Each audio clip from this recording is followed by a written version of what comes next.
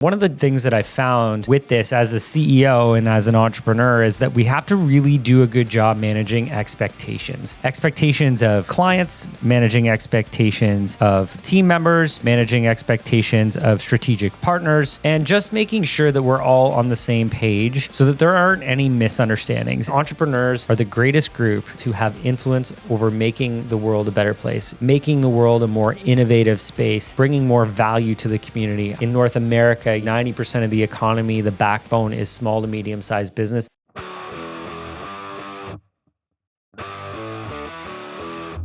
Good day and welcome to the Wealthy Entrepreneur Podcast. I'm your host, Bob Govero. It is great to have you here with me today. I just want to remind you that this is the place where we dissect the elements that contribute to entrepreneurial success, from mindset and leadership to profits and revenue. This episode is focusing on managing employee performance metrics and managing employee expectations on compensation.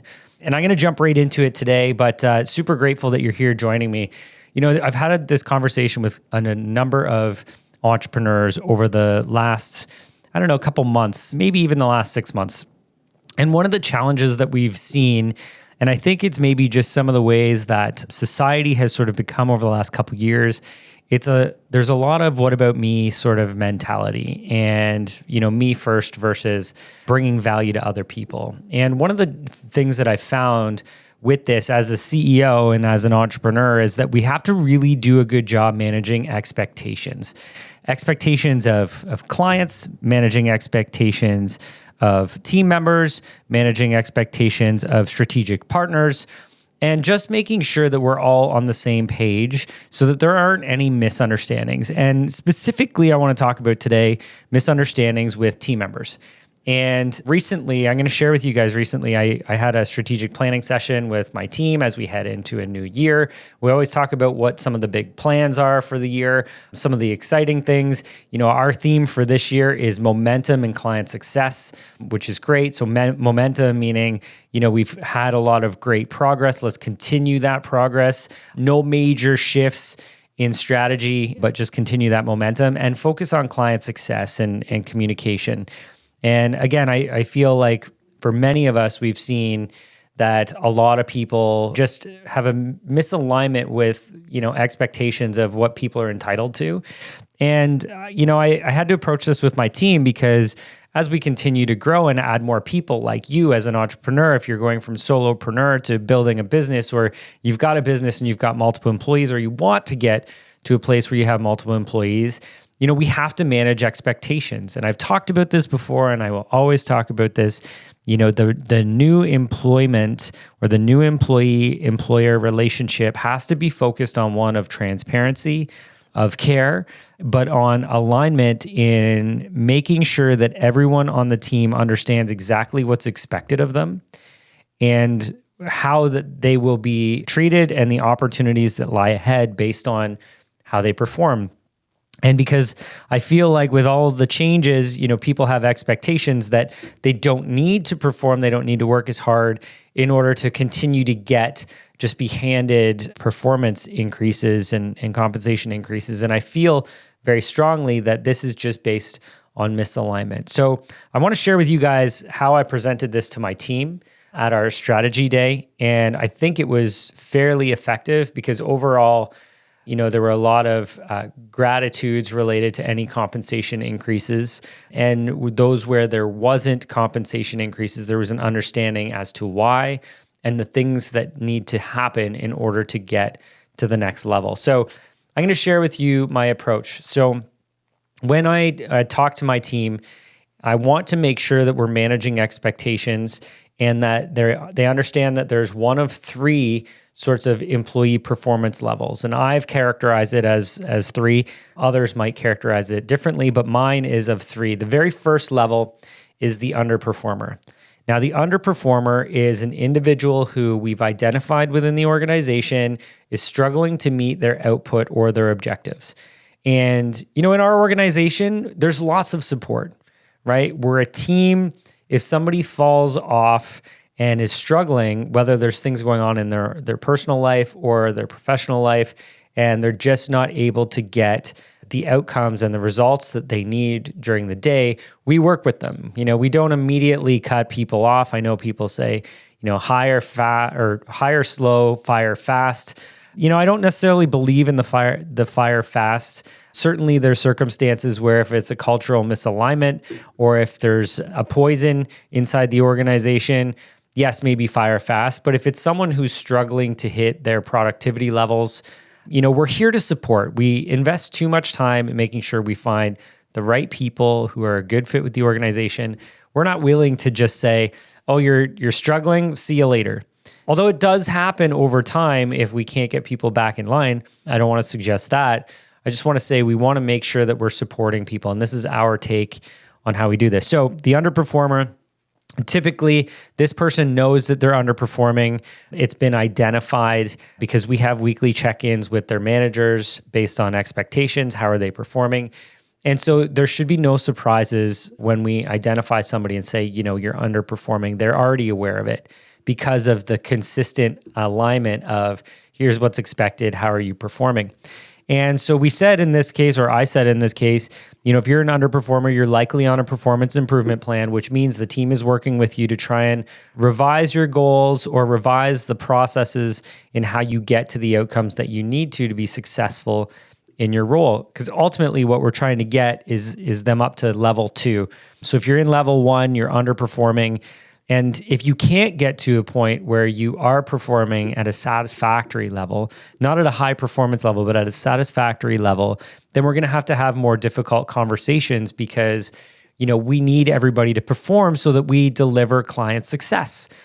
And so it's very important for us on our mission to empower entrepreneurs to have, informed and confidence in financial information so they can use that information to change the world. If our team isn't performing at a certain level and our resources aren't able to get there, we're falling short of our mission. So we don't want to see that happen, and I'm committed to that. So if they're on a performance improvement plan, and again, I'm sharing this to my team saying if this is you or you're underperforming, just know that, there is a window of time, which is not short, but it's not long, where we feel like you have the opportunity to be corrected in your outputs and in your performance to get you back up to a satisfactory level. And so if you are in this level 1, you are not getting a performance compensation increase, right? Just be aware there's no raise, there's no increase at all. In fact, you're likely overpaid for what you're producing at this point. So let's work with you to get you to the next level. Okay, so that's level 1. Level 2 is where we've hired somebody and they're performing exactly what we've said in our employment agreement. Hey, employee, we've brought you in. This is your responsibilities. This is what we're expecting of you for this sort of compensation in exchange. And if you hit this level, this is level 2, then we are extremely grateful. You've done exactly what's required of you. We appreciate you as a team member, and we look forward to continuing to pay you in order to be doing this work. Now, we will continue to revisit the compensation to make sure that it's at market level. We like to pay market or higher to our employees. So we make sure that that's in fact in there, and we likely will add an inflationary increase in this as long as the market value is requiring us to give somewhat of an inflationary increase. Because if somebody was paid more based on expectations that they were going to get to another level and they never did, then we're probably overpaying them. So don't expect an increase there. But if you're meeting what was required and you're doing a good job, thank you very much. We appreciate you. You're helping support our mission, and we're likely going to give you an inflationary increase. So what that looks like is like a 1% to 3% sort of increase. So don't expect something substantially higher because you're really giving us what we're giving you, which is an agreed upon. You're giving us this service, this output, and we're giving you this money. You haven't done anything to really suggest that needs to increase. We just continue to work together and both of us be happy. So that's level 2. Now, level 3 is where we get into the interesting category. And I'll share with you how I identified this with my team. But level 3 is when you have someone who comes in and goes above and beyond. They're the person who doesn't necessarily come in early and stays late, but it's really the productivity or the care factor of the come in early and stay late. They're always supporting other members of the team. They're going above and beyond to make sure our clients are happy. They will stay late if it's needed. Their deadlines are always met. They're likely doing beyond what's expected in their role. So if we go back to hey, we hired you for this much, you're likely delivering higher than that value, and you're really creating a position of where you, the employee, are irreplaceable, or we definitely don't want to work without you, right? You're creating a position where you've got a little bit of power and influence because we know how valuable you are to the company. Now, everybody's valuable to the company, but these people are irreplaceable, right? They're the ones that keep the team together. They're the ones that continue to deliver at a higher standard than everybody else. Now, with my team, and I'll tell you how I approach this, every single month, I share as the CEO in a video to my entire team that they have to watch. It's part of their job. They watch the deployment video. Here's the goals. Let's make sure everybody knows exactly what's expected of them. Let's make sure the team knows exactly what's expected. Let's make sure that the organization knows what we as an organization are trying to accomplish this month. It's on target for this goals. And we do this with these core values based on this purpose, this mission. And so I share that every single month. Now, throughout this video, I tell them I'll be tracking who is contributing to this, but I ask in these videos for people to come in and offer value, right? Or create a cultural enhancement. So a lot of times I'll say, who's someone on your team I want you to throw a shout out? Who's someone on your team that always goes above and beyond to make sure that, the team is supported? Another time I'll say, who goes above and beyond to make sure that the clients are taken care of? Who's someone from a different department that has gone out of their way to make sure that you in a different department gets answers that you need? Who is someone that is a leader in the organization that you wouldn't want to work without? So I ask these questions every single month. And by the end of the year, essentially the team has identified, without me even having to be part of a performance evaluation, the team has identified who those invaluable people are to the rest of the team. And it just so happens to match up that those are also the high performers when it comes to performance evaluations. So when I told my team this, and I said, okay, so here's our third tier of people who are high performers, and guess what? You guys have already been identified. Right? You are the consistent names that show up in that monthly shout out from the rest of the team that says you are going above and beyond. Those are the people who should have an expectation that we're going to take care of them. And here's the interesting thing. Those are also the people that don't necessarily have an expectation that they're going to have a 20% increase either. They're happy in their jobs and they're excited to be recognized for doing a great job, but they've created themselves in a position of being invaluable and irreplaceable because it's hard to find those people. And even in every organization, that this is the lower percentage of your overall team. And, the goal is to get everybody in this space.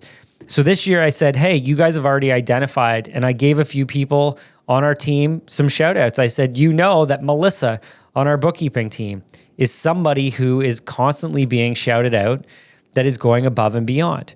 Right? She's someone who we continuously hear her name as someone who's supporting the rest of the team, who's doing an incredible job. She's also one of the people that I get messages about from the clients that say, I just have to say how great Melissa is, right? So Melissa, we make sure Melissa's taken care of when it comes to performance compensation time or compensation adjustment time, because she's always the person that everybody is raving about. Right? And it's so important that Melissa know this and that we reflect her compensation accordingly, right? We continue to show her care. We give her opportunity for advancement. We invest in her learning, her growth, but we also give her additional compensation because she's proven herself to be invaluable. And so when I did that, we ended up giving out our compensation adjustments after, and there were really only 2 out of 106 that came back and were somewhat questioning why they didn't get an increase. We went back in and said, do you feel like you have gone above and beyond and hit that third category? Or do you feel like you're doing what you were paid to do. Like, don't have an expectation here if you're not delivering here. So I think this is a really great framework for all of us, whether we put it in writing. I know a few clients of ours have put this in writing. In fact, I had a CFO meeting with one of my clients yesterday, and they had somewhat outlined this. I shared this framework. They were going to modify theirs and include this. I also shared it with someone to say, hey, people are really pushing me on compensation and really trying to justify higher rates. I said, give them this framework. Give them the framework of the three sort of sections of where they can be participating. Are they below, right? If you're below, don't expect anything. Be grateful that you still have a position and a team that's supporting you to try and get back into place. If you are just doing what you said you would do, great. You're getting compensated for that. We appreciate you. We're so grateful for you. We're glad to have you on our team. But if your expectations are that you're getting a larger increase, then we need to find a way to get you to the next level. We'll support you to get there. We want you to get there. We want to pay you more because you're producing more for the benefit of the company, which is the benefit of the mission, which is supporting more entrepreneurs. If all of my team is able to get to that level, our level of client success and continued support of our clients is going to be higher. So use this framework for yourself. Use this with your employees. I can tell you, I did test it. We implemented it. I did it live, a presentation. And just, so everybody knows, it overwhelmingly was well received and well understood because everyone now had a basis for understanding what the expectations were for them to get not only where they are now, but to get to that next level. And I think it's important for us to all also reflect and provide examples to our team. And this is where managers come in.